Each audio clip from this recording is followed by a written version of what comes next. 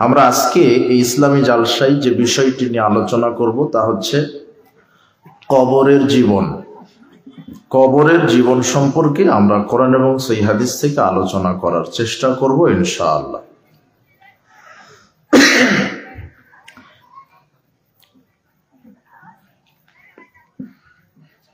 আমি এখানে আসার পরেই যুবকেরা বললেন যে আপনি কবর সম্পর্কে আলোচনা করবেন। তো বিষয়টি আপনি খুব মনোযোগী হবেন। এই রাস্তাঘাটে যারা দাঁড়িয়ে আছে আপনাদেরকে বসতে বলছে, আর যদি ব্যস্ততা থাকে তাহলে চলে যান। দাঁড়িয়ে থাকা অবস্থায় বক্তব্য শোনা এটা ইসলামী শরীয়তে সমর্থন করে না। রাসূল সাল্লাল্লাহু আলাইহি ওয়াসাল্লাম বলছেন বক্তব্য বসে শুনতে হবে। আর রাস্তাঘাটে কথা বলছে যারা যুবকেরা, অনেক স্বেচ্ছাসেবক আছে, আমি দেখলাম যে কোনো যেন কথা আমার কানে না আসে, শুধু আমার কথা চলবে, আর কারো কথা নয়। দেখো, যারা কথা বলছে তাদের কথা বন্ধ করে দাও। যারা আপনারা দাঁড়িয়ে আছেন বসেন। যারা রাস্তাঘাটে দোকানপাটে ঘোরাফেরা করছেন অযথা, আমাদেরকে মূল্যায়ন করার চেষ্টা করেন। কবর সম্পর্কে আলোচনা করতে গিয়ে আমরা প্রথমে যেটা আলোচনা করব সেটা স্বাভাবিক একটা বিষয় আপনার কাছে মনে হচ্ছে, সেটা হলো মৃত্যু। মৃত্যু এটা অবিসম্ভাবী, যেটা চলেই আসবে। এরপরের আলোচনায় আমরা আলোচনা করব কবরের জীবন, মুমিনদের কি জীবন, আর কাফের, মুনাফিক, ফাজের, পাপী লোকদের কবরের জীবন কেমন। এরপরের আলোচনা হবে কবরের শাস্তির ধরন। এরপরের আমরা আলোচনা করব কবরের শাস্তি হওয়ার কারণ, কি কারণে মানুষকে আল্লাহ কবরের শাস্তি দিবেন। তারপরের আলোচনা হবে কবরের শাস্তি থেকে বাঁচার জন্য করণীয় কি। উল্লেখিত বিষয় আমরা কোরআন থেকে, হাদিস থেকে আলোচনা করার চেষ্টা করব ইনশাআল্লাহ।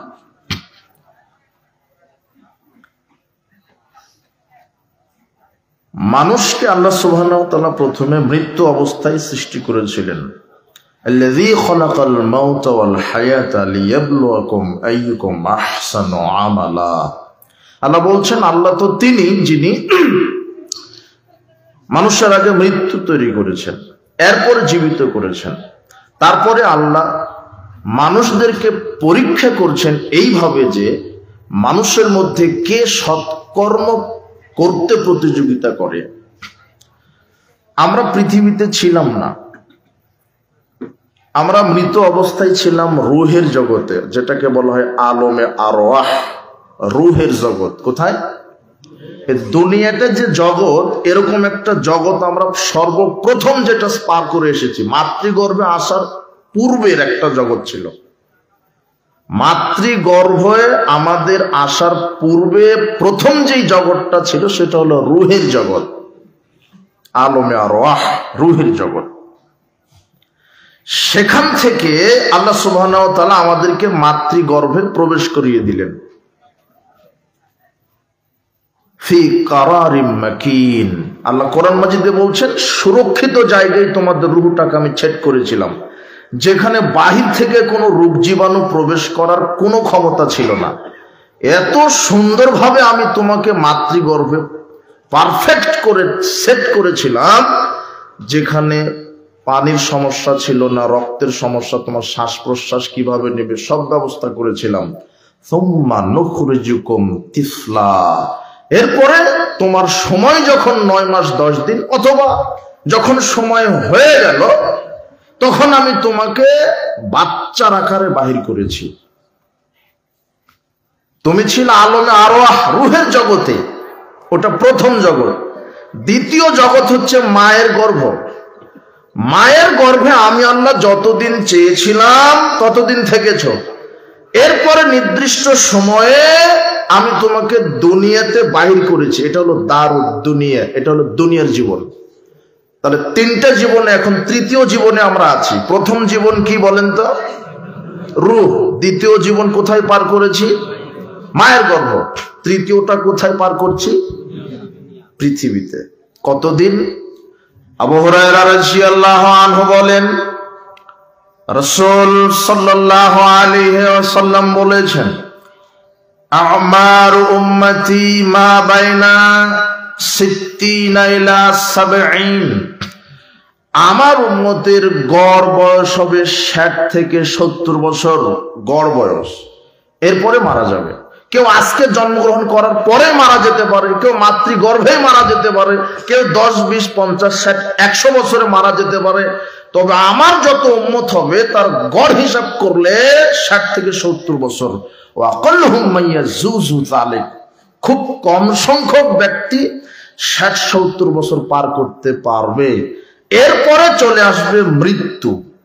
এরপরে চলে আসবে কি? মৃত্যু। মানুষের এই দুনিয়াবী জীবনকে 4 ভাগে ভাগ করলে দেখা যাবে, 1 ভাগ কৈশোর, যেটা 1 থেকে 16, দ্বিতীয় ভাগ যৌবনকাল, যেটা 16 থেকে 40, তৃতীয় ভাগ পৌরত্ব, 40 থেকে 60, চতুর্থ ভাগ বার্ধক্য, 60 থেকে 70। মূলত মানুষের জীবন কয় ভাগে বিভক্ত? 4 ভাগে। কৈশোর পার করেছেন 1 থেকে 16, 16 থেকে 40-এ যৌবন ছিল, এরপরে 40 থেকে 60 পৌরত্বে চলে এসেছেন, 60 থেকে 70 বার্ধক্য। এখন স্বাভাবিকভাবে মৃত্যু চলে আসবে। এই ব্যাপার আল্লাহ বলছেন, আইনামা তাকুনু ইউদরিকুমুল মাউত, পৃথিবীর মানুষ তোমরা যেখানেই থাকো না কেন, মৃত্যু তোমাদেরকে পাকড়াও করবেই করবে। ওয়ালাউ কুনতুম ফি বুরুজিম মুশাইয়্যিদা, যদিও তোমরা সুদৃঢ় দুর্গে অবস্থান করো, প্রথম আকাশ দ্বিতীয় আকাশে চলে যাও, প্রথম জমিন দ্বিতীয় জমিন, 7 জমিনের নিচে চলে যাও, যেখানেই থাকো মৃত্যু তোমাদেরকে পাকড়াও করবেই করবে। এ কথা আল্লাহ সুবহানাহু ওয়া তাআলা কোরআন মাজিদে বললেন। এরপরে বললেন, শোনো, লিকুল্লি উম্মাতিন আজাল, প্রত্যেকটা মানুষের জন্য আমি নির্ধারিত সময় সেট করেছি।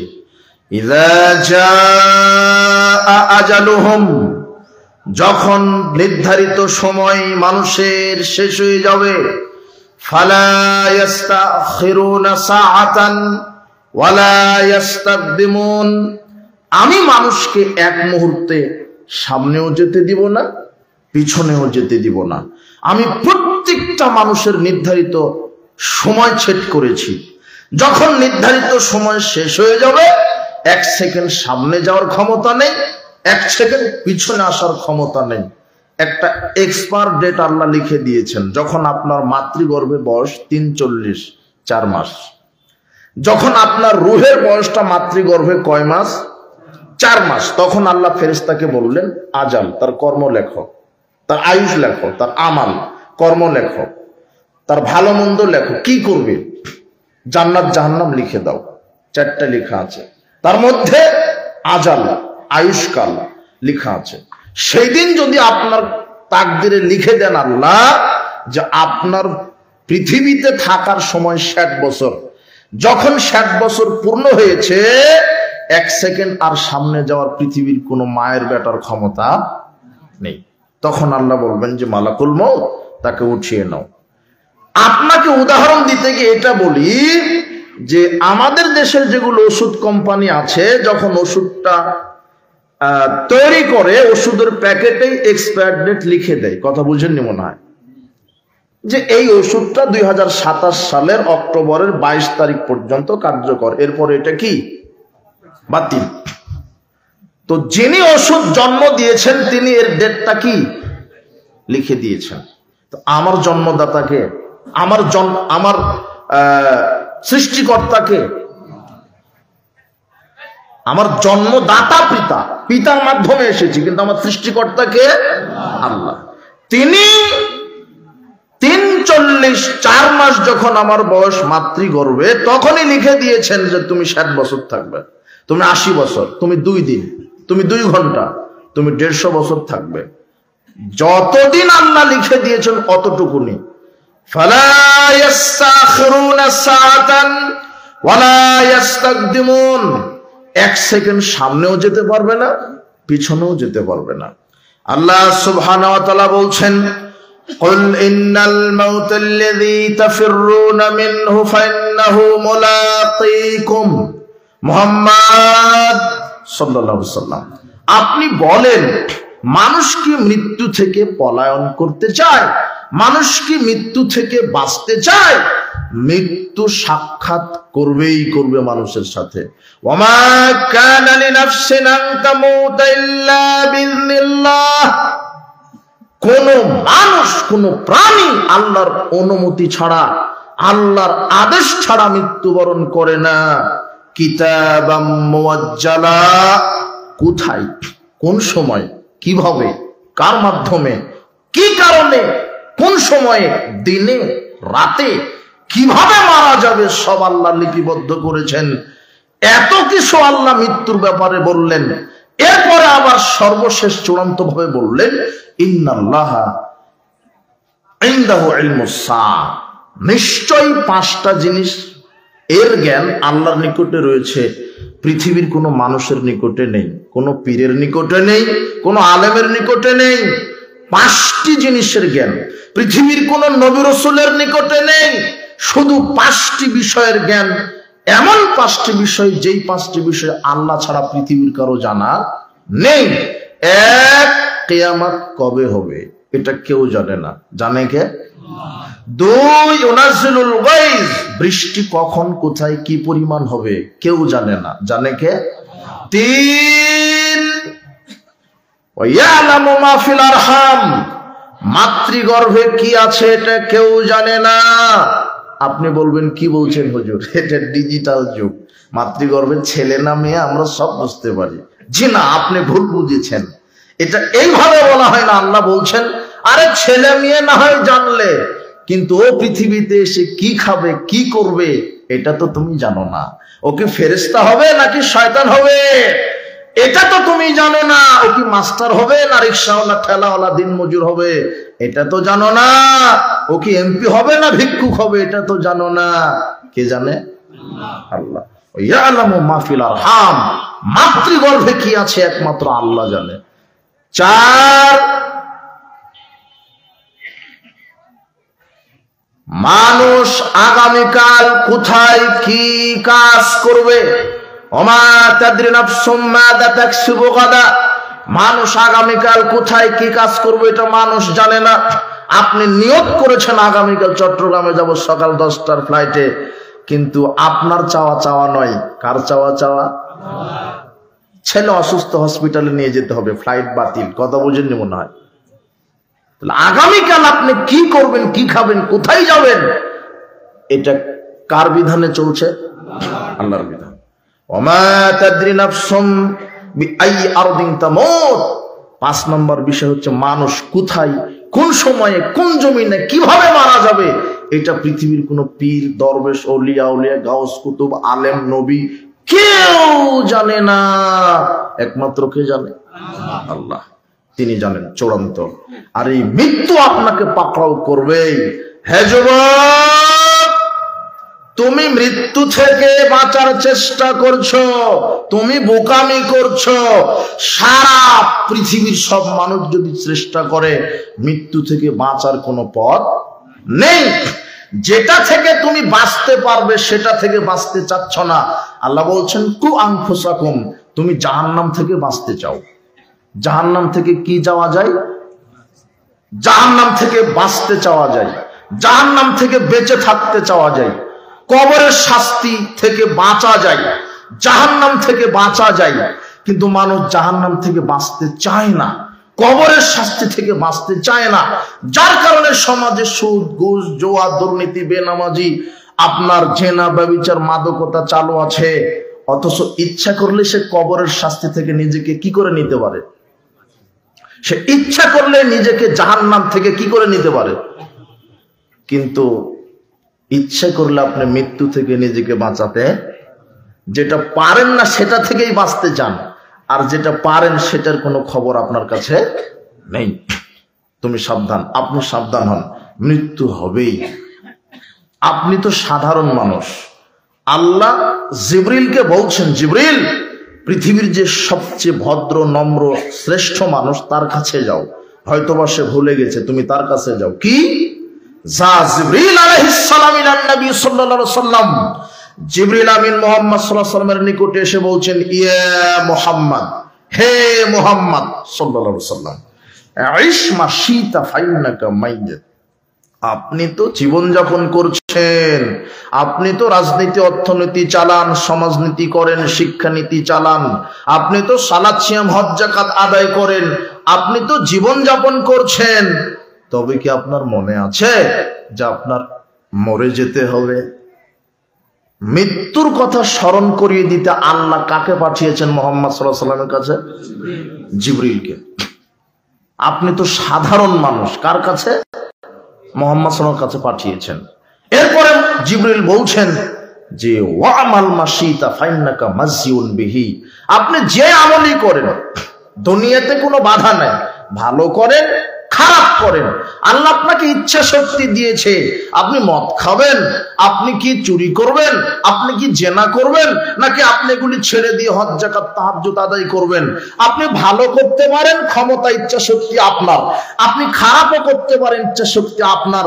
তবে আল্লাহ বলে দিয়েছেন আপনি যেই কর্মই করেন আল্লাহ সেই কর্মের হিসাব নেবেন।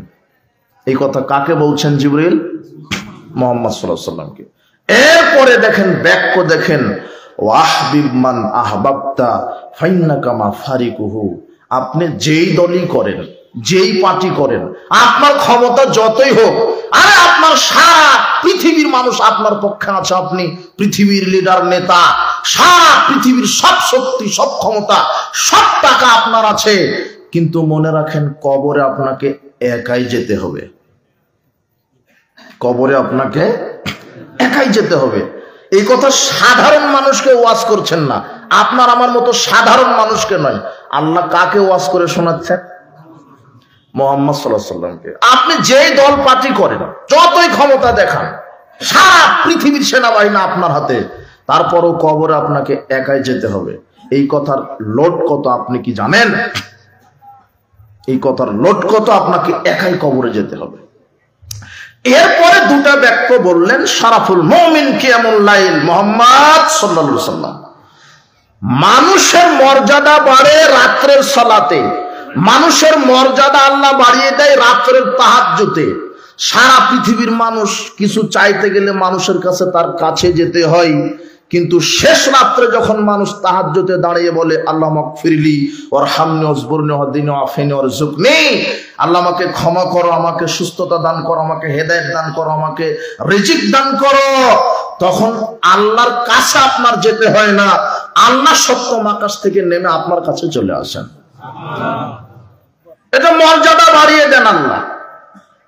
ইউনাদি মুনাদিম মিনাস সামা, আকাশ থেকে আল্লাহ বলেন, প্রথম আকাশ থেকে, মায়ুদিনি ফাস্তাজিব লাহু, কে আমাকে ডাকছে, আমি আজকে সাড়া দেওয়ার জন্য এসেছি। মায়াসআলুনি ফাউতিয়াহু, কে আমার কাছে কিছু চায়, রুজি, সুস্থতা, হেদায়েত, বরকত, রিজিক, আমার কাছে কি চাই আমি দেওয়ার জন্য এসেছি। পৃথিবীর আমার বান্দা বান্দি, আমার কাছে তোমাদের আসতে হবে না, তোমাদের দায়িত্ব শুধু আমাকে বলো, আমি দেওয়ার জন্য আমি রেডি আছি, আমি চলে আসবো। কে আমার কাছে ক্ষমা চায় আমি ক্ষমা করে দিব। এইভাবে জিবরিল মুহাম্মদ সাল্লাল্লাহু আলাইহি ওয়াসাল্লামকে বললেন যে রাত্রের সালাত মানুষের মর্যাদাকে বাড়িয়ে দেয়, সম্মান বাড়িয়ে দেয়। আকাশবাসী দোয়া করে, জমিনবাসী দোয়া করে। যখন আপনি সালাত সিয়াম হজ যাকাত কথা সত্য আমানতদারিতা ন্যায় পরায়ণ সত্যবাদিতাই পরিপূর্ণ মানুষ হবেন, তখন আল্লাহ খুশি হয়ে জিবরিলকে বলে, জিবরিল ওই যে অমুক ব্যক্তিটা, ওই যে দেখো অমুক ব্যক্তি, আমি যা বলেছি কোরআনে তাই মানে, আমি যা বলেছি হাদিসে তাই মানে, কাজে আমি তাকে ভালোবাসি, তুমিও ভালোবাসো।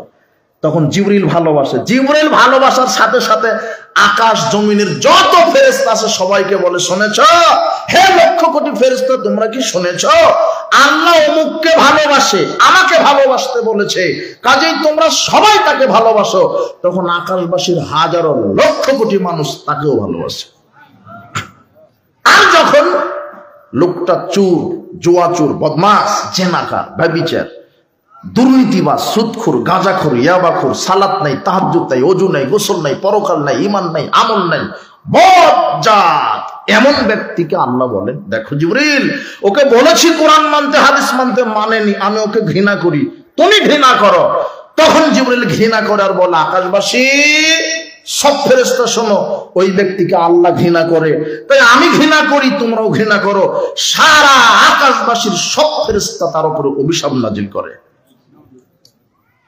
এই জন্যই মুহাম্মদ সাল্লাল্লাহু আলাইহি ওয়াসাল্লামকে বলা হলো শরাফুল মুমিন কিয়ামুল লাইল, রাত্রের ইবাদত মর্যাদা বাড়িয়ে দেয়। মানুষ আপনাকে সম্মান করবে যদি কি করেন, আপনি রাত্রের সালাত আদায় করেন। রাসূল সাল্লাল্লাহু আলাইহি ওয়াসাল্লাম বলছেন, ইন্না ফিল জান্নাতি গোরাফান, জান্নাতে একটা সুন্দর প্রাসাদ আছে, ইউরা জাহিরুহা মিন বাতিনহা বাতিনুহা মিন জাহিরিহা, যার ভিতর বাহির সব দেখা যায়, টকটকে ঝকঝকে জান্নাত। আদাল্লাহু লিমান আলানাল কালাম, এই জান্নাত চার শ্রেণীর মানুষের জন্য। এক, যাদের মুখের ভাষা খুবই নরম, হাসি মুখে কথা বলে। দুই, ওতাবা সিয়াম, যারা নফল সিয়াম রাখে, সোমবার, বৃহস্পতিবার, আরাফার সিয়াম, আশুরার সিয়াম, আইয়ামে বীজের সিয়াম, যারা বেশি বেশি নফল সিয়াম রাখে তাদের জন্য জান্নাত। ওয়াতামুত তাআম, যারা অভুক্তকে খাদ্য খাওয়ায়, যারা অসহায়, বিধবা, এতিমের মুখে খাদ্য উঠিয়ে দেয়, এই ব্যক্তির জন্য এই জান্নাত। মানুষ যখন ঘুমিয়ে থাকে তখন যে ব্যক্তি সালাতে দাঁড়ায়, এই ব্যক্তির জন্য সবচেয়ে দামি জান্নাত। মুহাম্মদ সাল্লাল্লাহু আলাইহি ওয়াসাল্লামকে জিবরিল বলছেন যে আপনি রাত্রে ইবাদত করেন, মর্যাদা বাড়াবে। মুহাম্মদ সাল্লাল্লাহু আলাইহি ওয়াসাল্লামের এত মর্যাদা, পৃথিবীর সব মুসলিম দেশে সব মুসলমান আজানের সময়তে বলে আশহাদু আন্না মুহাম্মাদার, সারা পৃথিবী। ওয়ারাফা'না লাকা যিকরাক, আল্লাহ বলছেন আমি তোমার মর্যাদাকে সারা পৃথিবী ছড়িয়ে দিয়েছি। সুবহানাল্লাহ। এই যে দেখেন, এরপরে বলছেন ওয়াইজ্জুহু ইস্তিগনাহু আনিন নাস, আর ইজ্জত সম্মান হবে মানুষের মুখাপেক্ষী হবেন না, মুখাপেক্ষী কার হবেন? আল্লাহ। তাহলে ইজ্জত সম্মান বাড়িয়ে দিবে। তো এই হাদিসটা আপনাকে যে জন্য বললাম যে সাধারণ মানুষকে তো বহু দূরের কথা, আল্লাহ জিবরাইলের মাধ্যমে কাকে মৃত্যুর কথা স্মরণ করিয়ে দিচ্ছেন? মুহাম্মদ সাল্লাল্লাহু আলাইহি ওয়াসাল্লামকে। এরপরে আমাদেরকে আল্লাহ বলছেন সূরা আসরের মাধ্যমে কি? ওয়াল আসর, সময়ের কসম, ইন্নাল ইনসানা লাফি খুসর, প্রত্যেকটা মানুষ ক্ষতির মধ্যে নিমজ্জিত। ইল্লাল্লাযিনা আমানু ওয়া আমিলুস সালিহাত ওয়া তাওয়াসাউ বিল হাক্কি ওয়া তাওয়াসাউ বিস সাবর, তবে যারা ঈমান এনেছে আর সৎ আমল করেছে, পরস্পর হকের দাওয়াত দিয়েছে, পরস্পর ধৈর্যের দাওয়াত দিয়েছে, এরা ক্ষতিগ্রস্ত নয়। প্রথমে আল্লাহ বলছেন সময়ের কসম, মানুষ ক্ষতির মধ্যে আছে। প্রখ্যাত মুফাসসির ইমাম রাজি রাহিমাহুল্লাহ, তিনি 1 থেকে 30 পারার সব তাফসীর লিখতে লিখতে সূরা আসরে যখন আসলেন, তখন বলছে যে আমি সূরা আসরের কি তাফসীর করব, আমার মাথায় ধরছে না। আল্লাহ সময়ের কসম খেলেন কেন? সময়ের কসম খেলেন কেন? সময়ের কসম খেয়ে আল্লাহ কি বোঝাতে চাইলেন? তো তিনি এইভাবে চিন্তা ভাবনা করছে আর রাস্তা দিয়ে হাঁটছে, চিন্তা ভাবনা করছে, রাস্তা দিয়ে হাঁটছে। দেখে একজন বরফ বিক্রেতা বরফ বিক্রি করছে আর চিল্লাচ্ছে এইভাবে, ইরহামু মাইয়াদুবু রাসু মালিহি, সমাজের লোকেরা তোমরা ওই ব্যক্তির উপরে রহম করো যার পুঁজি গলে যায়, তোমরা ওই ব্যক্তির উপরে রহম করো যার পুঁজি গলে যায়। মানে লোকটা বরফ বিক্রেতা টাকা দিয়ে বরফ কিনেছে, সূর্যের তাপে বাষ্প হয়ে বরফ গলে যাচ্ছে, টাকাটা কার ভিতরে ইনভেস্ট করেছে? বরফের ভিতরে। বরফ গলে যাচ্ছে মানে তার টাকাটা কি হয়ে যাচ্ছে? গলে গেলে কি আপনি কিনবেন? এই জন্য বরফ বিক্রেতা বলছে সর্বনাশ, এই বরফ গলার পূর্বেই তোমরা বরফটা কিনে নাও, বরফ খেয়ে তোমরাও বাঁচো, আমি কিছু টাকা পেয়ে লাভ করে আমিও জীবনযাপন করি, তাই বরফ গলার পূর্বেই কাজ করো। তখন ইমাম রাজি রাহিমাহুল্লাহ বলছেন, হ্যাঁ হ্যাঁ হ্যাঁ, আমি সূরা আসরের ব্যাখ্যা পেয়ে গেছি। আল্লাহ সময়ের কসম খেয়ে বলছেন মানুষ ক্ষতিগ্রস্ত, মানে প্রত্যেকটা মানুষের ভিতরে আল্লাহ একটা সময় দিয়েছেন যার নাম হলো হায়াত। কি হায়াত? বরফ যেমন গলে যাচ্ছে প্রতি সেকেন্ডে মিনিটে, মানুষের হায়াত কি হয়ে যাচ্ছে? মানুষ বলছে যে হায়াত বাড়ে, জি না, হায়াত বাড়ে না, কি হয়? ওই যে মাতৃগর্ভে 60 বছর নিয়ে এসেছেন, এখন যদি 30 বছর পার করেন তাহলে আর আছে কত বছর? একটা সেকেন্ড, একটা মিনিট, একটা দিন, একটা ঘন্টা, একটা দিন, সপ্তাহ, বছর যত চলে যাচ্ছে, 1 সেকেন্ড চলে যাচ্ছে, মানে হায়াত থেকে 1 সেকেন্ড কি সময় গলে যাচ্ছে। বরফ বিক্রেতা বরফ গলার পূর্বে যদি বরফ বিক্রি করতে পারে তাহলে লাভবান হবে। ঠিক মানুষ তার হায়াতটা ফুরিয়ে যাওয়ার পূর্বেই যদি 4টা কাজ করে, শিরক মুক্ত ঈমান, বিদআত মুক্ত আমল, আর পরস্পর হকের দাওয়াত, কোরআন সুন্নাহর দাওয়াত, আর ধৈর্য সবরের দাওয়াত, এই হায়াতটা গলে যাওয়ার পূর্বে যদি 4টা কাজ করে, তাহলে আল্লাহ বলছেন তাদের জন্য জান্নাত রেডি হয়ে আছে। এটা হলো সূরা আসর। আল্লাহ মানুষকে মৃত্যুর কথা স্মরণ করিয়ে দিয়েছেন কোন সূরার মাধ্যমে? সূরা আসর। আল্লাহ সুবহানাহু ওয়া তাআলা বলছেন তোমরা মৃত্যু থেকে পলায়ন করতে পারবে না, মৃত্যু তোমাদের আসবেই। এই জন্য মৃত্যু আসার পূর্বেই, হায়াত নামক পুঁজিটা গলার পূর্বেই সৎকর্ম করো। প্রতিটা সেকেন্ড মানুষের জীবন থেকে গলে যাচ্ছে। জ্ঞানী ব্যক্তি আলী রাদিয়াল্লাহু আনহু তিনি বলছেন, শোনো পৃথিবীর মানুষ, আর তাহালাতি দুনিয়া মুদবিরাতান, দুনিয়া পৃষ্ঠ প্রদর্শন করে চলে যাচ্ছে। যেটা যায় তার সামনে দেখা যায় না পিঠ দেখা যায়? আপনি চলে গেলে আপনার সামনে না পিছন দেখা যাবে? পিছন।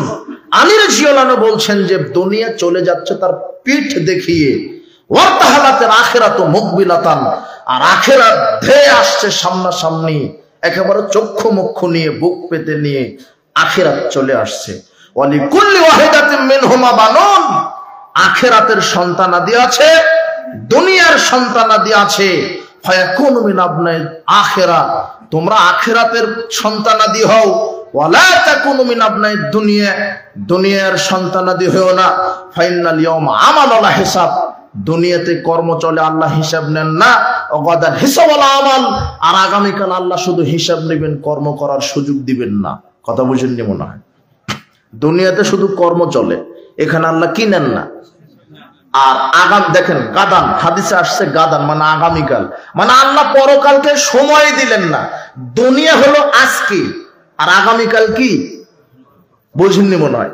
এখন আপনি বসে আছেন, এখন আমি বক্তৃতা দিচ্ছি, এখন যদি আমি মারা যাই তাহলে আমার আগামীকাল হয়ে যাবে। কথা বুঝেননি মনে হয়?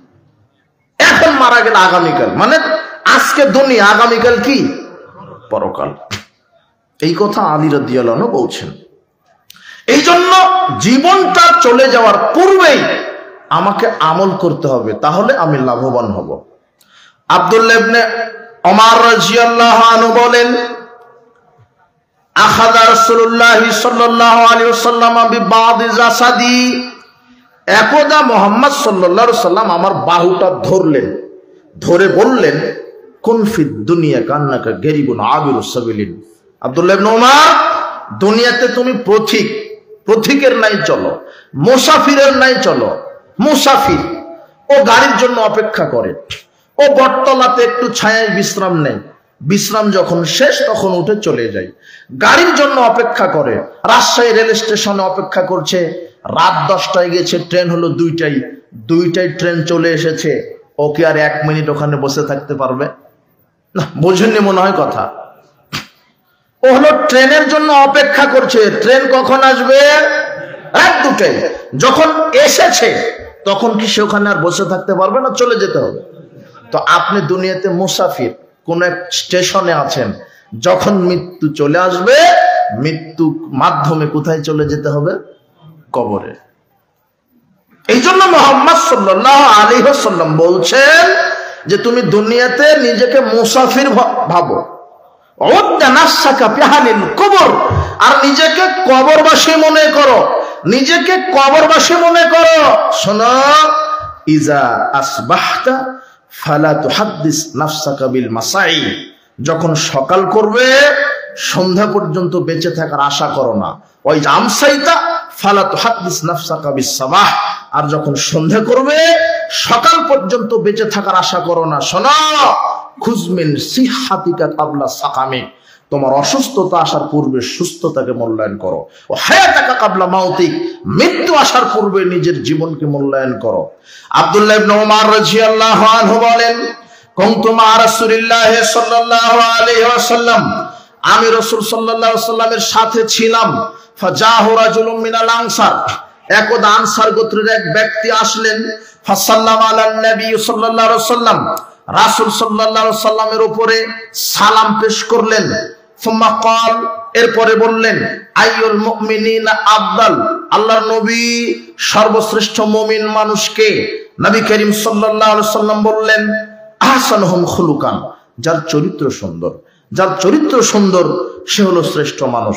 মুহাম্মদ সাল্লাল্লাহু আলাইহি ওয়াসাল্লাম বলছেন যে ওয়াবিবাইতিন আলাল জান্নাহ, ওই ব্যক্তির জন্য জান্নাতুল ফেরদাউস তো থাকবে থাকবে, ফেরদাউসের মধ্যে সবচেয়ে যেটা উচ্চ মাকাম, ওই ব্যক্তির জন্য রেডি আছে যার আখলাক চরিত্র সুন্দর। সবচেয়ে দামি জান্নাতে থাকবে কে? যার চরিত্র, আখলাক, স্বভাব সুন্দর, এই ব্যক্তির জন্য সবচেয়ে দামি জান্নাত। এজন্য মুহাম্মদ সাল্লাল্লাহু আলাইহি ওয়াসাল্লাম বললেন, সর্বশ্রেষ্ঠ মানুষ কোন মানুষ? যার চরিত্র সুন্দর। আখলাক যে কোনো মূল্যে ভালো করতে হবে, নাহলে সালাত সিয়াম হজ যাকাত দিয়ে জান্নাত হবে না। এরপরে লোকটি জিজ্ঞাসা করলেন, আইয়ুল মুমিনিনা আকিয়াসু, সবচেয়ে বুদ্ধিমান মানুষকে, সবচেয়ে বুদ্ধিমান ব্যক্তিকে?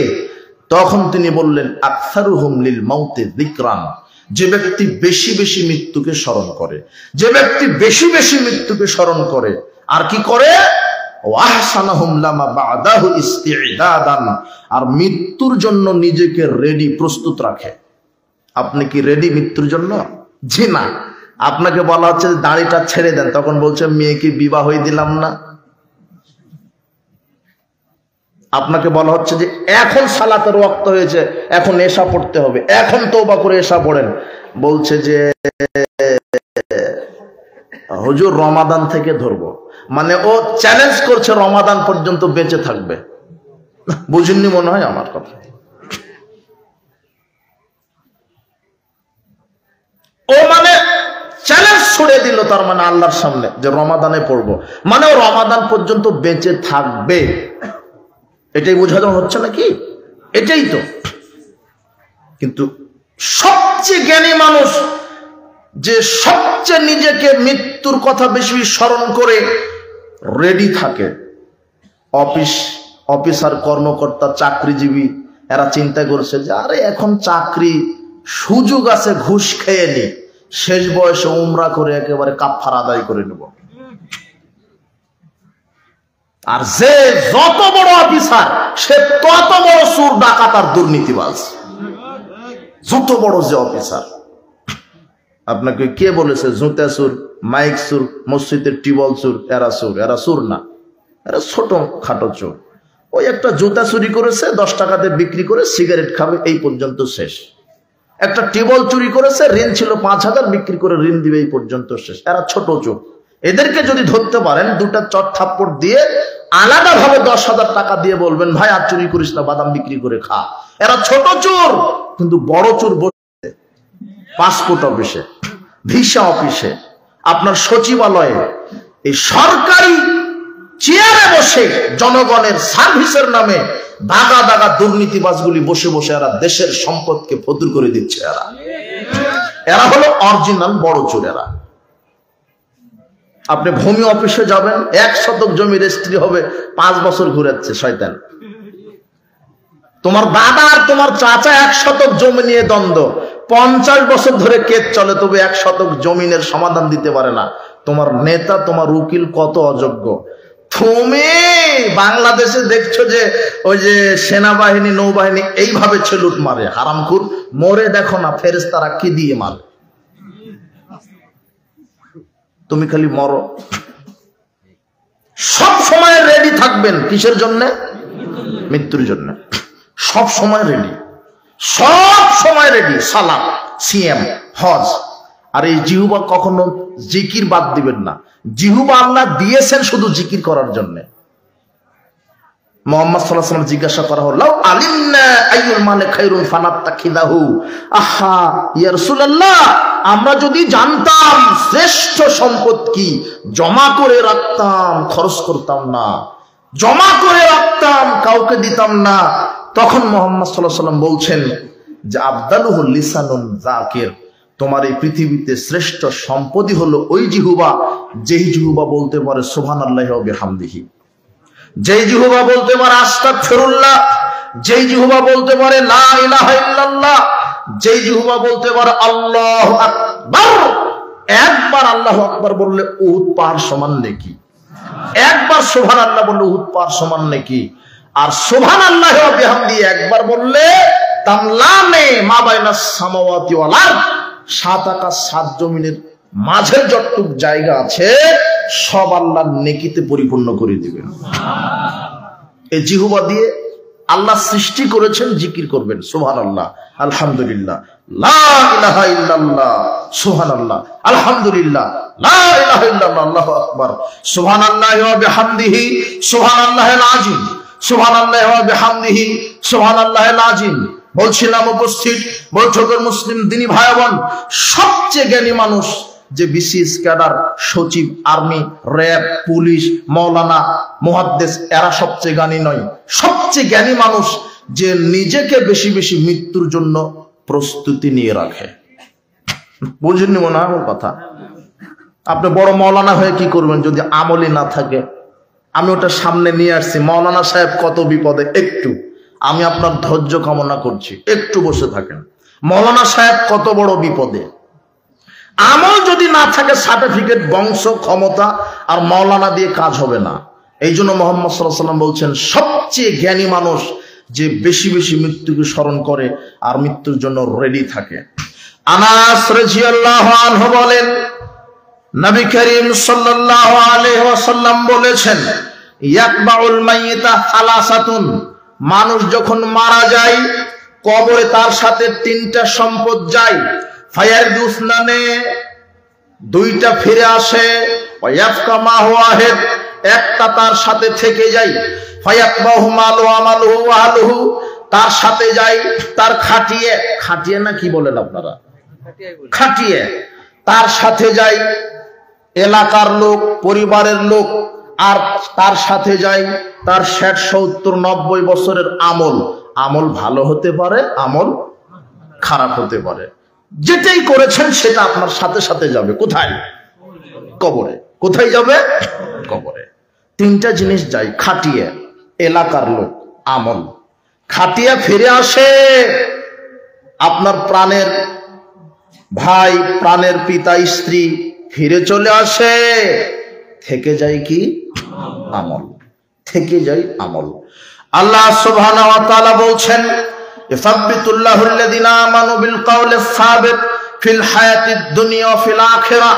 আল্লাহ বলছেন যারা প্রতিষ্ঠিত বাণীর উপরে কায়েম থাকবে, যারা আমার প্রতিষ্ঠিত বাণীর উপরে কায়েম থাকবে। প্রতিষ্ঠিত বাণী কি? লা ইলাহা ইল্লাল্লাহ। প্রতিষ্ঠিত বাণী কি?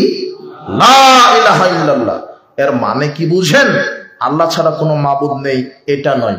এর মানে হচ্ছে আল্লাহ ছাড়া সত্য কোনো মাবুদ নেই, কোনো আইনদাতা নেই, কোনো বিধানদাতা নেই, কোনো রাজ্জাক নেই, কোনো সুপারিশের ক্ষমতাধর নাই, কোনো মালিক নাই, কোনো সৃষ্টিকর্তা নাই, কোনো জীবনদাতা নাই, কোনো বিধানদাতা নাই, কোনো ইবাদত পাওয়ার কোনো মালিক নাই, কোনো সিজদা পাওয়ার কোনো মালিক নাই, কোনো ক্ষমাকারী নাই, কোনো সন্তানদাতা নাই, কোনো রুজিদাতা নাই, কোনো বিধানদাতা নাই, ইল্লাল্লাহ, একমাত্র কে ছাড়া? এর উপরে যারা কায়েম থাকবে। কিন্তু যারা সালাত আদায় করছে মসজিদে আল্লাহু আকবার বলে আর রাজনীতি করছে মানুষের তৈরি করা মতবাদে। এদের সেলুট যে কত প্রকার হবে, আল্লাহ এদেরকে হেদায়েত দান করো।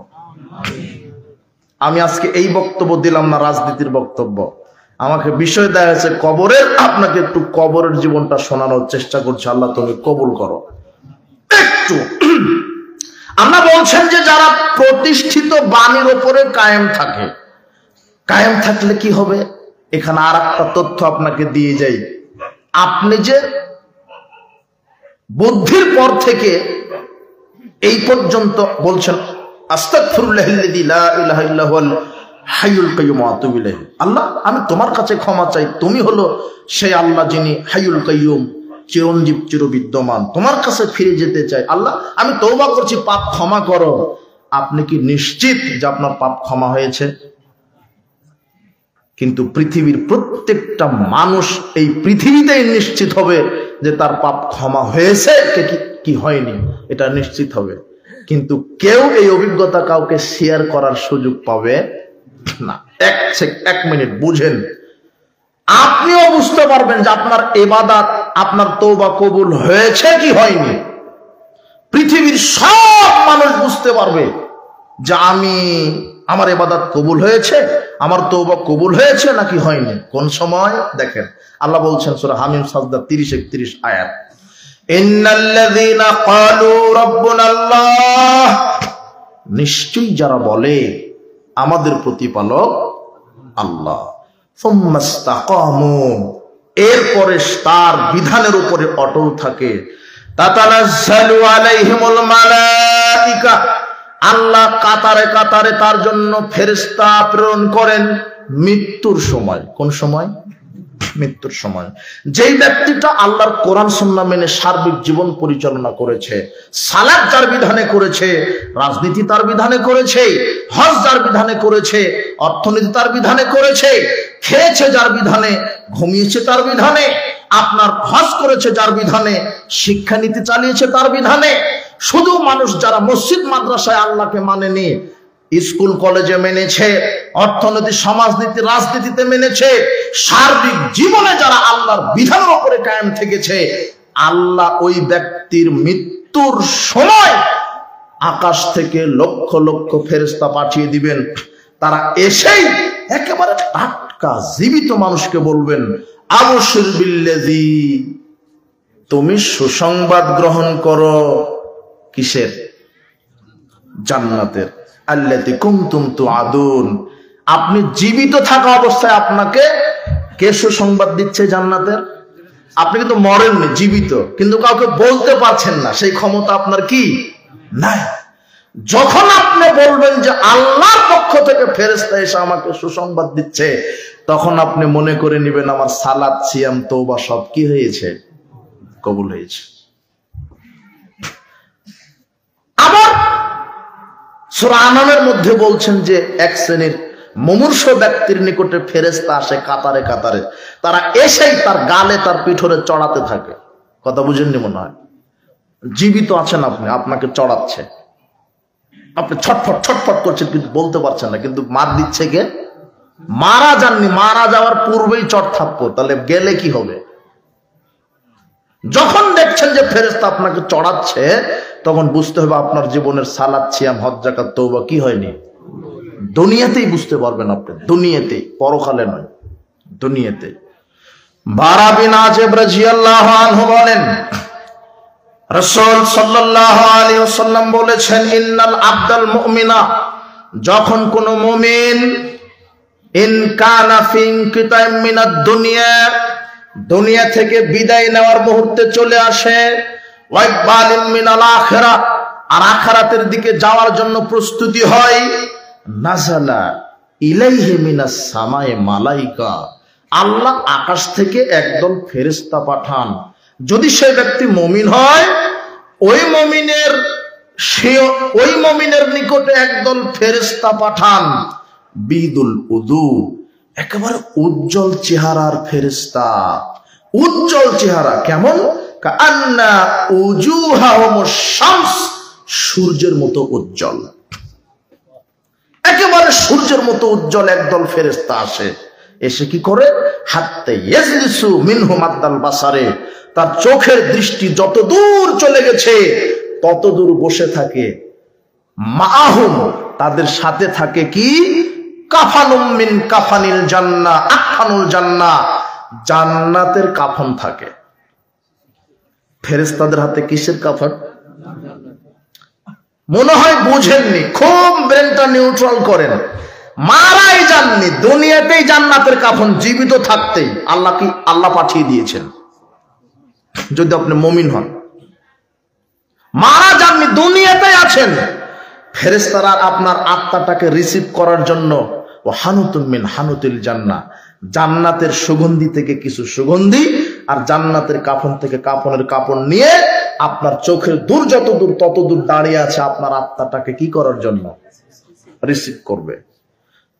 ইয়াজি ও মালাকুল মউত, এখন মালাকুল মউত চলে আসবে। হাত্তা ইয়াজলিসা ইনদা রাসিহি, এসে তার মাথার কাছে বসে। মালাকুল মউত মানুষের মাথার কাছে বসে। যদি লোকটা মুমিন হয় তখন মালাকুল মউত বলবে, আইয়াতুহান নাফসুত তাইয়্যিবা, হে পবিত্র আত্মা, উখরুজি ইলা মাগফিরাতিম মিনাল্লাহি ওয়া রিদওয়ানিন, তুমি বের হয়ে আসো আল্লাহর ক্ষমার দিকে, আল্লাহর সন্তুষ্টির দিকে। তুমি ক্ষমা প্রাপ্ত হয়েছো, তুমি আল্লাহর সন্তোষ ভাজন হয়েছো, তুমি বের হয়ে আসো। যখন মালাকুল মউত বলে, মালাকুল মউতের হাত ঢুকাতে হয় না আত্মা নেওয়ার জন্য, শুধু বলে যে বের হয়ে আসো, তখন মুমিন ব্যক্তির আত্মাটা বের হয়। কিভাবে জানেন? রাসূল সাল্লাল্লাহু আলাইহি ওয়াসাল্লাম বলছেন, তাখরুজু তাসিলু কামা তাসিলুল কাতরাতু মিন ফিস সিকায়ে, গ্লাস কাট করলে গ্লাস থেকে যেমন পানি আপনা আপনি পড়ে যায়, মুমিন ব্যক্তির রূহটা আপনা আপনি মালাকুল মউতের হাতে চলে আসে। মানুষ বুঝতে পারে না, মুমিন ব্যক্তি বুঝতে পারে না। প্রতিপালক, তোমার কাছে দোয়া করি, রাত্রের অর্ধ সময় চলে যাচ্ছে। তোমার আর একটা হাদিস আছে, তুফতাহু আবওয়াবুস সামা'i নিসফাইল লাইল, অর্ধরাত্রে আকাশের দরজা খোলা হয় দোয়া কবুলের জন্য। আজকে আমি সহ সবাই তোমার কাছে দোয়া করছি, প্রতিপালক, মৃত্যুর সময় যেন আমাদের ভালো মৃত্যু হয়, আমাদের আত্মাটা যেন পানির মতো বের হয়, আমরা যেন বুঝতে না পারি, আমরা যেন ক্ষমা নিয়ে তোমার সন্তোষ নিয়ে কবরে যেতে পারি, তুমি কবুল করো। মালাকুল মউত আত্মাটা নেওয়ার সাথে সাথে 1 সেকেন্ড দেরি করে না। ওই যে রিসিভার, বুঝেননি মনে হয় কথা, এই যে নাও নাও নাও, তোমরা নাও, জান্নাত থেকে এসেছো তোমরা, নাও। লক্ষ কোটি ফেরেশতা রুমালে পেঁচিয়ে নিয়ে, জান্নাতের কাফনে পেঁচিয়ে নিয়ে, সুগন্ধি দ্বারা ঘিরে নিয়ে প্রথম আসমানে চলে যায়। গিয়ে দরজায় ঠক ঠক ঠক ঠক, ভিতর থেকে বলে, কে? আরে আমরা ফেরেশতা, অমুক যোগ্য সন্তানের রূহ নিয়ে এসেছি, তাড়াতাড়ি দরজা খোলো। সাথে সাথে দরজা খুলে দেওয়া হয়। দ্বিতীয় আসমানে একই ঘটনা, তৃতীয়, চতুর্থ, সপ্তম আসমানে যখন চলে যায় তখন আল্লাহ বলে, শোনো ফেরেশতা মণ্ডলী, ও তো দামি মানুষ, আমার সৎবান্দা, ওর নামটা ইল্লিনে সপ্তম আকাশের উপরে লিখে আত্মাটা নিয়ে তার কবরেই চলে যাও। তখন ফেরেশতারা ইল্লিনে তার নামটা লিখে দিয়ে রূহটা নিয়ে তার কবরে চলে আসে। যখন মুমিন ব্যক্তিকে এখন কবর দেওয়া হলো, এদিকে ফেরেশতারা আত্মা নিয়ে চলে যাচ্ছে, আর মারা যাওয়ার সাথে সাথে আপনি কি করছেন? গোসল, কাফন, বুঝেননি মনে হয়, এরপরে কবরে দিয়ে দিলেন মুমিন ব্যক্তিকে। দেওয়ার সাথে সাথে বলছেন, নবী করিম সাল্লাল্লাহু আলাইহি ওয়াসাল্লাম বলছেন, তু আদু রূহুহু ফি জাসাদিহি, কবরে শুয়ে দেওয়ার সাথে সাথে আল্লাহ তার দেহে আত্মাটাকে ফেরত দেন। আতাহু মালাকানে, সঙ্গে সঙ্গে দুজন ফেরেশতা চলে আসেন। ফায়ুজ লিসানিহি, তাকে উঠিয়ে বসান। ফায়াকুলানে, দুজন ফেরেশতা তাকে প্রথম জিজ্ঞাসা করে, মান রাব্বুকা, তোমার প্রতিপালককে। ফাম্মাল মুমিন, যদি লোকটা মুমিন হয় তখন বলে, রব্বি আল্লাহ, আমার প্রতিপালক আল্লাহ। মা দিনুকা, দ্বিতীয় প্রশ্ন, তোমার দিন কি? দীনুল ইসলাম, বলে আমার দিন ইসলাম। মা হাদার রাজুল আল্লাযী বুইসা ফিকুম, বলো তো, স্মরণ করো তো, তোমার উপর একজন নবীকে প্রেরণ করা হয়েছিল, তার নাম কি? তখন মুমিন ব্যক্তি চট করে উঠে, হুয়া আব্দুল্লাহ, আশহাদু আন্নাহু আব্দুল্লাহি ওয়া রাসূলুহু, আরে আমি সাক্ষ্য দিচ্ছি ওটা হলো আল্লাহর দাস, আল্লাহর নবী, আল্লাহর রাসূল, আমি সাক্ষ্য দিচ্ছি। তখন দুইজন ফেরেশতা বলে, বাহ, চমৎকার হয়েছে, মায়ুদ্রিকা, তুমি কিভাবে জানলে? তখন মুমিন ব্যক্তির পাওয়ার দেখেন, বলছে, বলো কি বেটা, কারণ তো কিতাব আল্লাহ, আমি জানবো না তো তুমি জানবে? আমি দুনিয়াতে আল্লাহর কিতাব পড়েছি, আমানতু বিহি ফাসাদদাকতু ফাদালে, আরে আমি শুধু ঈমান আনিনি, কর্মে বাস্তবায়ন করেছি, আল্লাহর কোরআন হাদিস কর্মে বাস্তবায়ন করেছি। তখন আল্লাহ আর কি করবে? ফাফরিশুহু মিনাল জান্নাহ, কবরেই জান্নাতের বিছানা বিছিয়ে দাও। ওয়াল বিশুহু মিনাল জান্নাহ, এসে বলে, আফশির বিল্লাযী ইয়াসুররুকা হাদা ইয়াউমুকাল্লাযী কুনতা তুআদু, আপনি সুসংবাদ গ্রহণ করেন, এই দিনের সুসংবাদে আল্লাহ দিয়েছেন যে ভালো কাজ করলে জান্নাত। তখন কবরবাসী জিজ্ঞাসা করে, মান আনতা, এই তুমি কে, তুমি কে, এই সময় তুমি কে?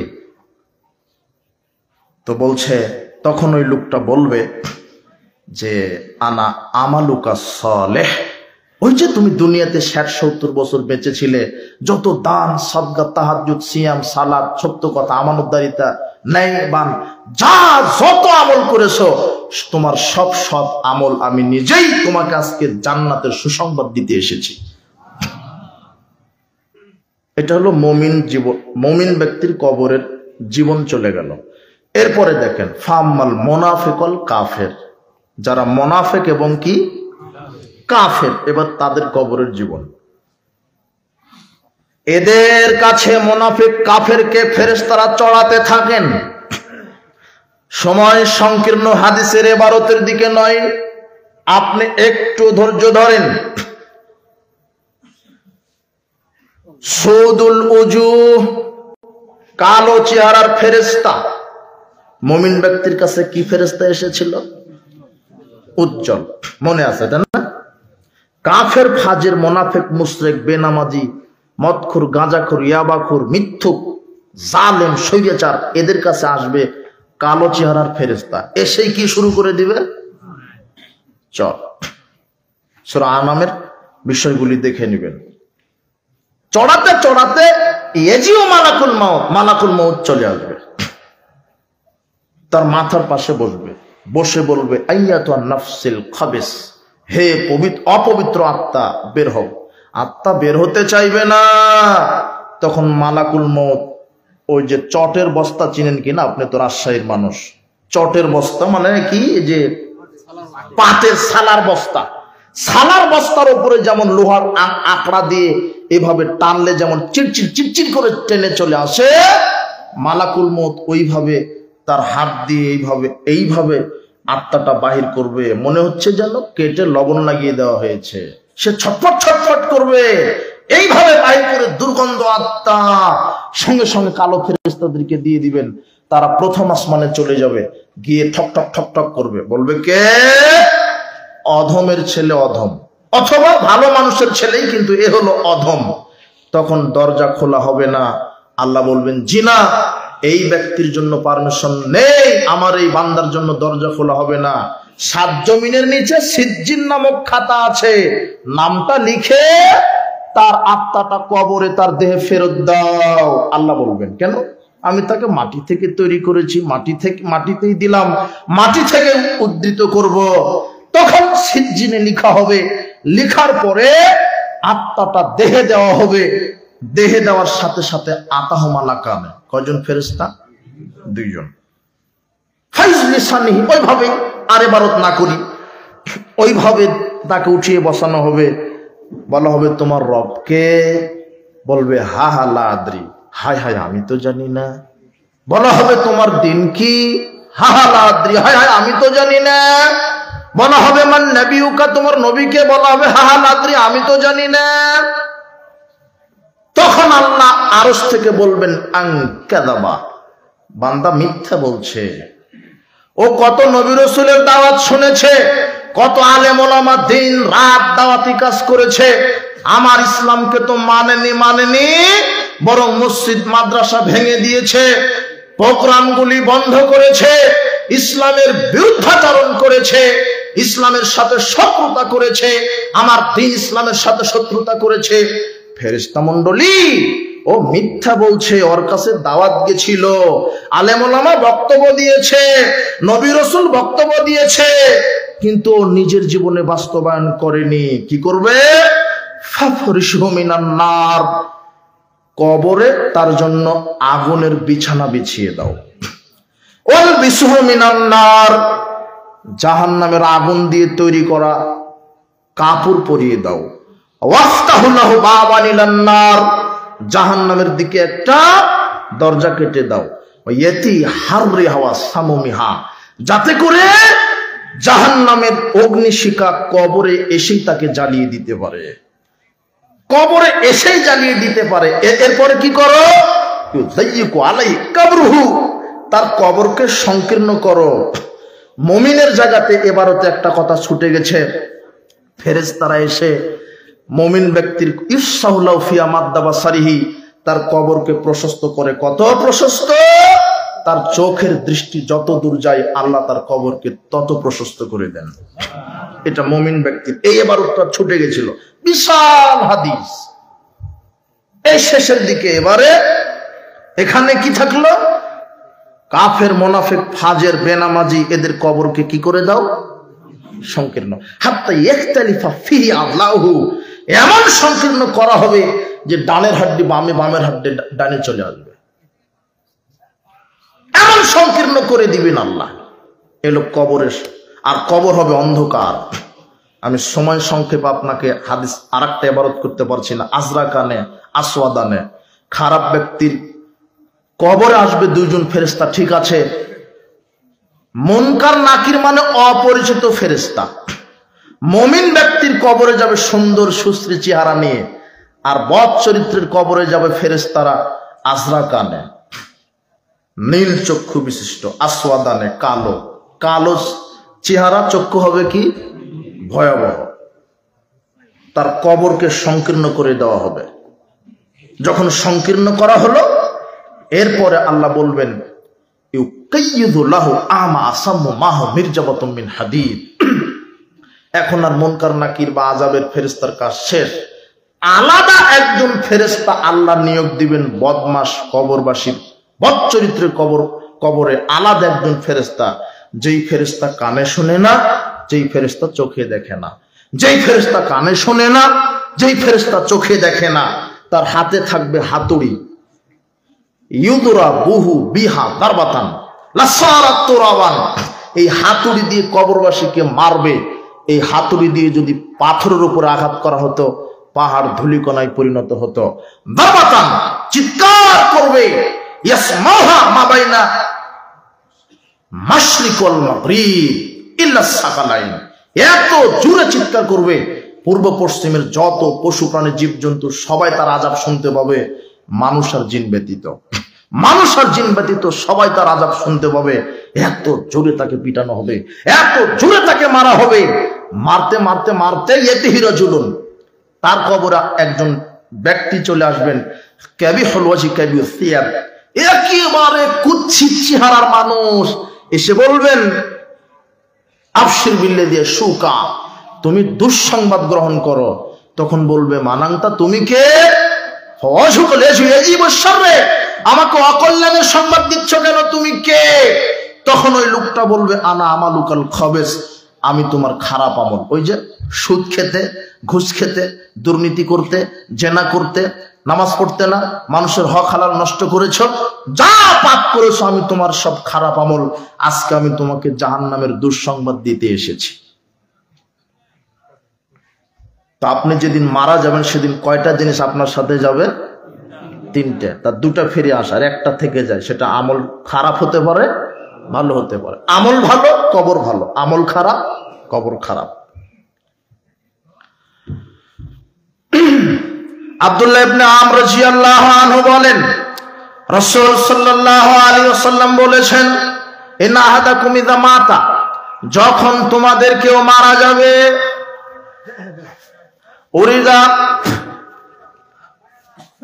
উরিদা আলাইহি মাকআদুহু বিল গাদাতি ওয়াল আশি, সকাল সন্ধ্যা কবরে তার থাকার জায়গা ফেরেশতা দ্বারা আল্লাহ দেখাবেন। ইন কানা মিন আহলিল জান্নাহ ফামিন আহলিল জান্নাহ, যদি জান্নাতি হয় জান্নাত দেখানো হবে। ইন কানা মিন আহলিন নার ফামিন আহলিন নার, যদি জাহান্নামী হয় জাহান্নাম দেখানো হবে। আর বলা হবে এটাই তোমার জায়গা, যেদিন আল্লাহ বিচার শেষ করবেন এই জায়গাতে তোমাকে রাখবেন। জান্নাত হলে জান্নাতি, জাহান্নামী হলে জান্নাতে। এটা সকাল সন্ধ্যা কবরবাসীকে পেশ করা হবে, সকাল সন্ধ্যা। এই পর্যন্ত কবরের জীবন শেষ, কবরের জীবন এটা শেষ হলো। এখন আপনার সাথে যেটা কথা হবে, আর অনেক হাদিস আছে, সময় সংকীর্ণ, আর আমি দেখতে পাচ্ছি আপনার ধৈর্যেরও কমতি চলে এসেছে। একটু ধৈর্য ধরেন, আমি শেষ করে দিব। সেটা কি, যে মৃত্যু হলো, কবরের জীবন হলো। এখন কবরের শাস্তির ধরন কি কি ধরনে আল্লাহ কবরের শাস্তি দিবেন, কিভাবে, তার এক যেটা আমরা পেয়েছি, আরো হাদিস ইবারত করলে জানতেন আপনি, কিন্তু এখন আমি শুধু জানিয়ে দিচ্ছি। এক, কবরের শাস্তির ধরন হবে হাতুড়ি দিয়ে পিটাবে। কোন কবরবাসীকে কি দিয়ে পিটাবে? হাতুড়ি। দুই, কোন কবরবাসীর শুধু শাস্তি হবে গাল চিরে দেওয়া, গাল চিরে দিবে। তিন, কারো জিহ্বা কেটে দিবে। চার, কারো মাথা ফাটাতে থাকবে। পাঁচ, কেউ রক্তের নদীতে হাবুডুবু খাবে। ছয়, কেউ আগুনের চুলাতে ডুববে। সাত, কেউ জমিনের নিচে ধসে যেতেই থাকবে। আট, কারো ঠোঁট কেচি দিয়ে কেটে দেওয়া হবে। নয়, কারো কবরে থাকবে সাপ। কি থাকবে? এই ব্যাপারে মুহাম্মদ সাল্লাল্লাহু আলাইহি ওয়াসাল্লাম বলতে গিয়ে বলছেন, আযাবুল কাফিরি ফি কাবরিহি, বেনামাজিদের, যারা কুফরি করেছে, কাফের, তাদের কবরের শাস্তি হচ্ছে 99টি তিননিন থাকবে। আতাদরুনা মা তিননিন, তোমরা কি জানো তিননিন কি? সাবউনা হাইয়াত, 70টি সাপ। কতটি সাপ? হাইয়াতুন, সাপ থাকবে। এক একটা সাপের থাকবে 9টি করে মাথা। কয়টা করে? 9টি করে মাথা। এই মাথা দিয়ে তাকে দংশন করবে।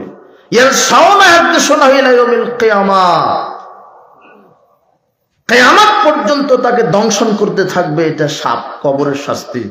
যাকে সাপ দংশন করবে হলো বেনামাজি। কি? বেনামাজি। আর আপনি ওই হাদিসটা জানা আছে, এখন সংক্ষেপে আপনাকে বলবো কি কি কারণে এই শাস্তিগুলি হচ্ছে। যার গালটা চিরে দেওয়া হচ্ছে এ হলো মিথ্যুক। এ কি? মিথ্যুক। এ মিথ্যা কথা বলতো।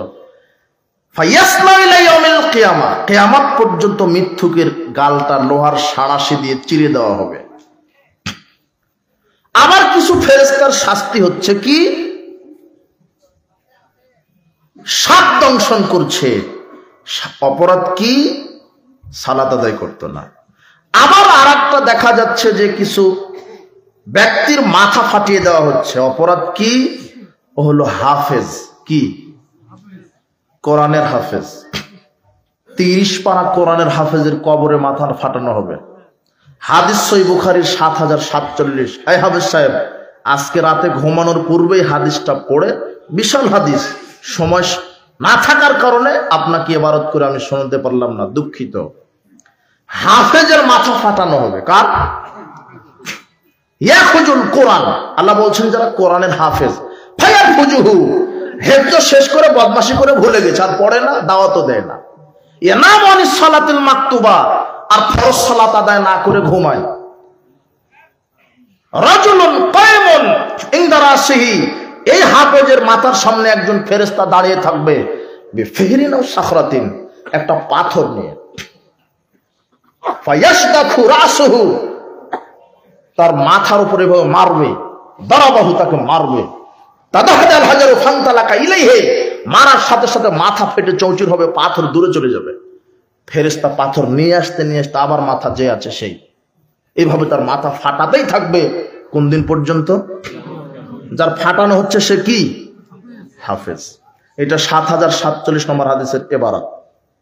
বুখারীর 1356 নম্বর 86 নম্বর হাদিসের আরেকটা ইবারত। এক ব্যক্তি শুয়ে থাকবে কবরে, মাথার পাশে থাকবে ফেরেশতা দাঁড়িয়ে, হাতে থাকবে পাথর, তাকে মারা হবে। মুহাম্মদ সাল্লাল্লাহু আলাইহি ওয়াসাল্লাম জিজ্ঞাসা করলেন, এই ব্যক্তিটাকে যার মাথা ফাটানো হচ্ছে? তখন ফেরেশতাদ্বয় বললেন, রাজুলুন আল্লামাহুল্লাহুল কোরআন, ও হলো আলেম মানুষ। কি আলেম? আমাদের দেশে আলেম ফাজিল কামেল পাস নাই, এলমের ডিপু নিয়ে বসে আছে, কিন্তু নিজে আমল করে না, দাওয়াতও দেয় না। বরং এক শ্রেণীর এই আলেম নামের জালেম আছে যে যারা ইসলামী কাজকর্ম করে এদেরকে সহ্য করতে পারে না। মুহাম্মদ সাল্লাল্লাহু আলাইহি ওয়াসাল্লাম বলছেন যে কার মাথা ফাটানো হচ্ছে? তো হচ্ছে আলেম। অপরাধ কি? যারা আলেম আছেন খুব লক্ষ্য করেন, অপরাধ কি? ফানামা আনহু বিল্লাইল, আলেম মানুষ রাতে ঘুমাতো, শুধু ঘুমায়। ওয়ালাম ইয়ামাল ফি বিন নাহারে, আর রাতে এলেম অনুযায়ী, দিনে এলেম অনুযায়ী আমল করতো না। আলেম যে ব্যক্তি, তার রাতে পড়াশোনা করতে হবে, 1। 2, এলেম অনুযায়ী কি করতে হবে? আমল করতে হবে। খুব সাবধান, এমনিতে আলেম নয়, এমনিতেই বক্তৃতা দিচ্ছেন, কোরআন হাদিস নাই, এমনিতে বলছে বাঘ ভাল্লুক। পীর সাহেব রুমালের উপর করে 7 সমুদ্র 13 নদী পার। শ্রোতা বলছে সুবহানাল্লাহ, বলছে যে কে কে জান্নাতে যাবে? এই যে গিলাপ ছেড়ে দিলাম, আমি মুরিদ করছি, কে কে জান্নাতে যাবে? হলো গল্প, কিচ্ছা কাহিনী। ওর মুখে বোমা মারলেও কোরআনের আয়াত বের হয় না, হাদিস বের হয় না, শুধু কিচ্ছা কাহিনী। হলো আলেম। এই আলেমের মাথা ফাটানো হবে। কথা বুঝেননি মনে হয়? যে কোরআন হাদিসের নামে মিথ্যা চালায়, যে শিরক বেদাতকে সমাজে পুষেছে, আশ্রয় দিয়েছে, এমন আলেমের মাথা ফাটানো হবে। আলেমই বড় বিপদে, আলেমই বড় বিপদে। মুহাম্মদ সাল্লাল্লাহু আলাইহি ওয়াসাল্লাম বলছেন, আমার উম্মতের সবচেয়ে যাকে নিয়ে বেশি ভয় করি সেটা হলো আলেম। এক শ্রেণীর আলেম বিজাতিদের সাথে মিশে যাবে, এক শ্রেণীর আলেম মুশরিকদের সাথে মিশে যাবে। তার প্রমাণ আপনি ভালো করে লক্ষ্য করেন। আমি ওদিকে যেতে চাচ্ছি না, তবে কবরের শাস্তি যাকে দেওয়া হচ্ছে সাধারণ মানুষ নয়, এ কে? আলেম। ও হলো হাফেজ। হাফেজও বিপদে, আলেমও বিপদে। হাফেজও বিপদে, আলেমও বিপদে। পেশাব করে যারা সতর্ক হয় না, পেশাব করে যারা পবিত্রতা অর্জন করে না, এদের কবরের শাস্তি হবে। যারা গীবত চুগলখুরি করে বেড়ায়, এদের শাস্তি হবে। বেনামাজি যারা, তাদের কবরের শাস্তি হবে। আর একটা হাদিস লক্ষ্য করেন। কি হাদিস? মুহাম্মদ সাল্লাল্লাহু আলাইহি ওয়াসাল্লাম বলছেন, দুজন ফেরেশতা আমাকে বিশাল একটা পাহাড়ের কাছে নিয়ে গিয়ে বলছেন উঠেন। আমি বললাম যে না, আমি তো উঠতে পারবো না। দুজন ফেরেশতা আমাকে সহযোগিতা করে উঠিয়ে দিলেন। উঠিয়ে দেওয়ার প্রথম যে আমি দৃশ্যটা দেখলাম, সুবহানাল্লাহ, প্রথম দৃশ্যই দেখি যে কিছু মানুষকে পা উপরের দিকে, মাথা নিচের দিকে ঝুলিয়ে রাখা হয়েছে। ঝুলিয়ে রাখা, কুরবানির সময় যেমন খাসিকে দেখে না জবাই করে কি করে দেন? কেন ঝুলিয়ে দেন? চামড়া খসাবে। তো এইভাবে ঝুলিয়ে রাখা হয়েছে কিছু মানুষকে, আর কেঁচি দ্বারা ঠোঁট কেটে দেওয়া হচ্ছে। মুহাম্মদ সাল্লাল্লাহু আলাইহি ওয়াসাল্লাম বলছেন, এই ব্যক্তির কি অপরাধ, এত শাস্তি এভাবে? তখন ফেরেশতারা বলছে যে লোকটা সিয়াম রাখতো না। কি রাখতো না? রমাদানের কি রাখতো না? সিয়াম। আজকে তওবা করেন যে রমাদানের ফরজ সিয়াম মরা পর্যন্ত ত্যাগ করব না। আল্লাহ তুমি কবুল করো। মরা পর্যন্ত ফরজ 5 ওয়াক্ত সালাত ত্যাগ করব না। মরা পর্যন্ত মাদক, বিড়ি, সিগারেট, জর্দা, গুলিয়া বা মুখে দিব না। মরা পর্যন্ত আল্লাহ বউ বেটিকে বেপরদায় চালাবো না। মরা পর্যন্ত ভিক্ষা করে খেতে রাজি আছি, সুদ ঘুষ দুর্নীতি হারাম খাদ্য শরীরে ঢোকাতে রাজি নেই। আল্লাহ তুমি কবুল করো। এখন যেটা কথা, যে আগুনের কেচি দ্বারা কেটে দেওয়া হচ্ছে, এই লোকটা কে? অপরাধ কি? সিয়াম রাখতো না। এই দৃশ্য দেখার পরে একটু সামনে গিয়ে দেখি আর একটা শাস্তি। কি? কিছু মহিলার স্তন সাপে সবল দিচ্ছে, কিছু মহিলার স্তনে সাপে সবল দিচ্ছে। আমি বললাম এই মহিলার অপরাধ কি? তখন ফেরেশতাদ্বয় বললেন, এই মহিলাটা তার বাচ্চাকে দুধ পান করাতো না। কি পান করাতো না? আপনি কত মা বোনদেরকে নেবেন যে শরীর ভেঙে যাবে বলে বাচ্চাকে ফিরার খাওয়াই, তাও দুধ খাওয়াতে রাজি না। এজন্যই সন্তান মায়ের প্রতি মহব্বত বাড়ে না।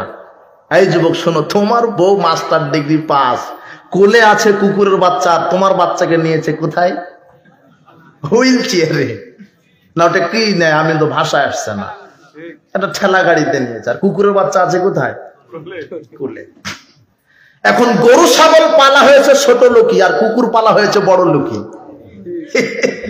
বুঝেনি? ওটা ও বড় লোক মানুষ। আমাদের দেশে যখন দেখবেন যে পয়লা বৈশাখ আসে, পয়লা ফাল্গুন আসে, তখন সব কেউ ভ্যান চালক, রিক্সা চালক না, ঢাকা রমনার বটমূলে দেখবেন কেউ বিসিএস ক্যাডার, কেউ সচিব, কেউ আর্মি, কেউ চ্যান্সেলর, কেউ প্রিন্সিপাল, কেউ প্রভাষক, কেউ অনার্স পাস, কেউ ইংরেজিতে পড়ে, কেউ কেমিস্ট্রিতে পড়ে, ছাত্র ছাত্রী যত উলঙ্গ পোশাক করে, যার যত বড় ডিগ্রি তার মুখোশ তত বড়। বানর, ভাল্লুক, কুকুর, শুয়োর, গাধার মুখোশ পড়ে বলছে এসো হে বৈশাখ মঙ্গল শোভাযাত্রা। আমি চিন্তা করি যে এই শিক্ষিত নামের কুলাঙ্গারেরা এই কুকুরের মুখোশ পড়ে পহেলা বৈশাখ পালন করে কেন? পরে আমি তাফসীর করে বুঝতে পারলাম, ভেবে চিন্তে এলহাম হলো আমার কাছে যে আসলে এরা চাচ্ছে যে নতুন এক বছর আমরা কুকুর হয়ে বেঁচে থাকতে চাই।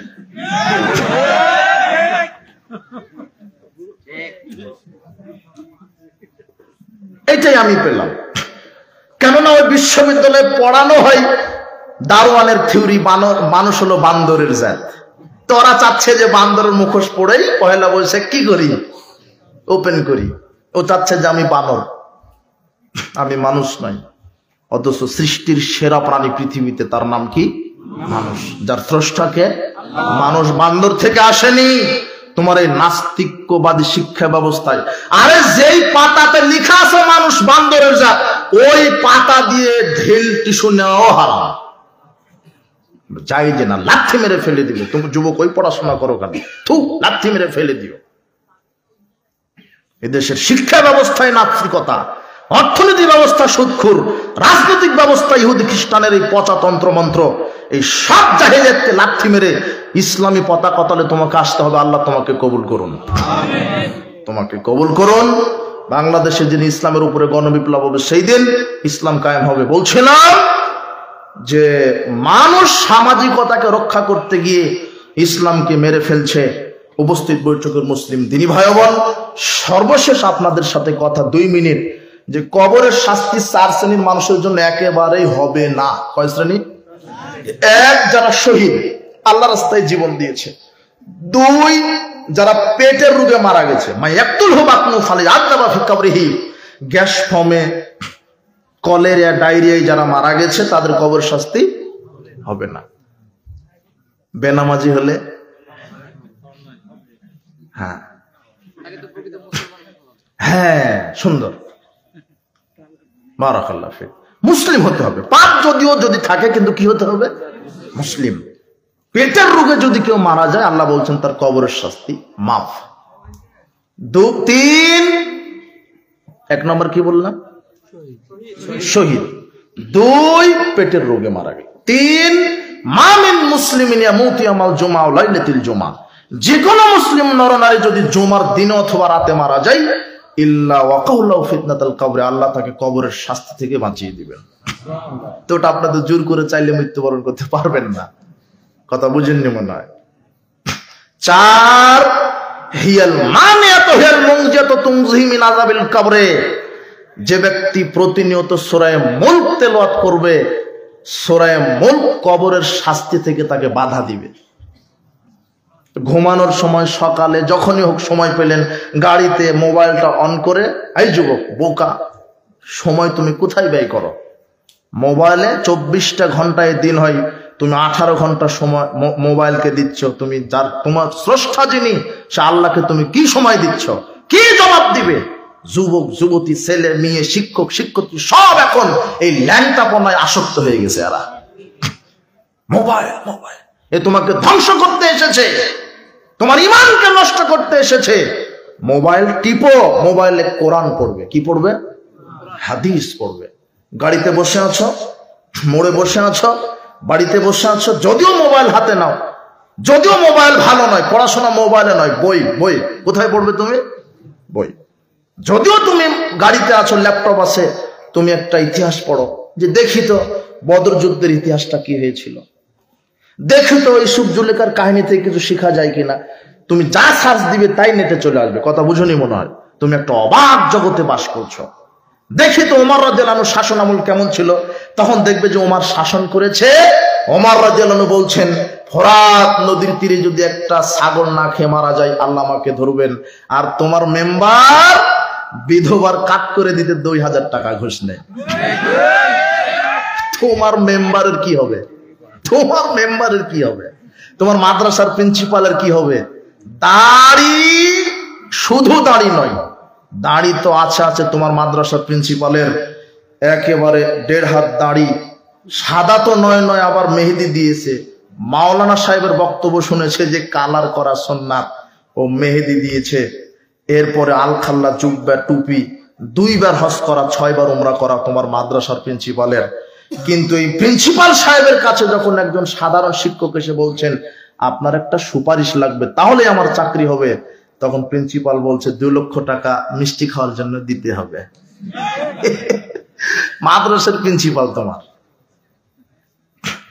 দিতে দেরি হলে বলছে যে তাড়াতাড়ি দাও, জামাতের সময় হয়ে যাচ্ছে।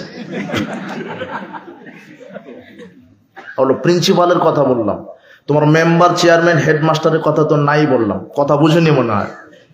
তুমি বুঝিয়ে নিও। পাতিলের একটা ভাত টিপলে বোঝা যায় যে সব ভাত কি হয়েছে। তো প্রিন্সিপালেরই যদি অবস্থা হয় তাহলে মাদ্রাসা, ওই প্রাইমারি, হাই স্কুল, কলেজের ওই হেডমাস্টারের কি অবস্থা? কথা বুঝেনি মনে হয়?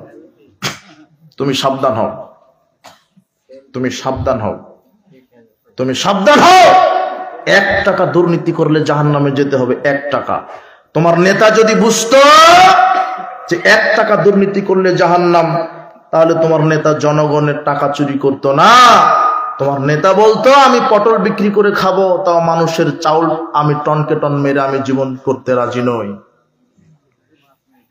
সাবধান। বলছিলাম যে কোন কথা থেকে এই কথা বললাম মনে আছে? সূরা মুলক।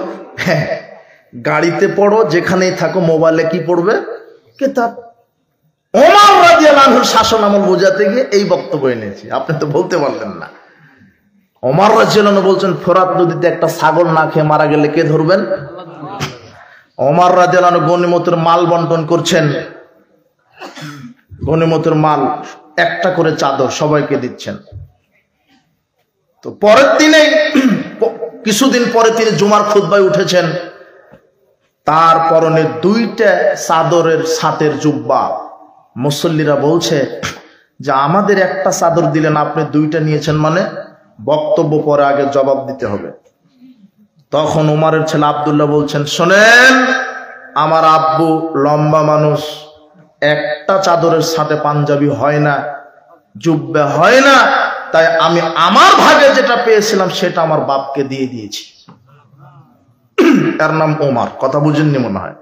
আর তোমার একটা কি, তোমার ওই যে পুলিশ কর্মকর্তার ছুকে যে পাওয়া গেল শত শত ট্রাউজার, প্যান্ট, কথা বুঝেননি মনে হয়? সব চুরি করা, সব চুরি করা। মুহাম্মদ সাল্লাল্লাহু আলাইহি সাল্লামের সামনে একজন নারীকে আনা হলো, বলছে নারীটা চুরি করেছে।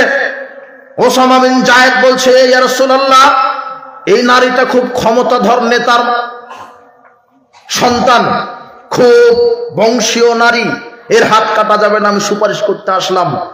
তখন মুহাম্মদ সাল্লাল্লাহু আলাইহি সাল্লাম বলছেন, কি বলছো ওসামা? সম্ভ্রান্ত কাকে বলে? প্রতিপত্তিশালী কাকে বলে? ক্ষমতা কি জিনিস?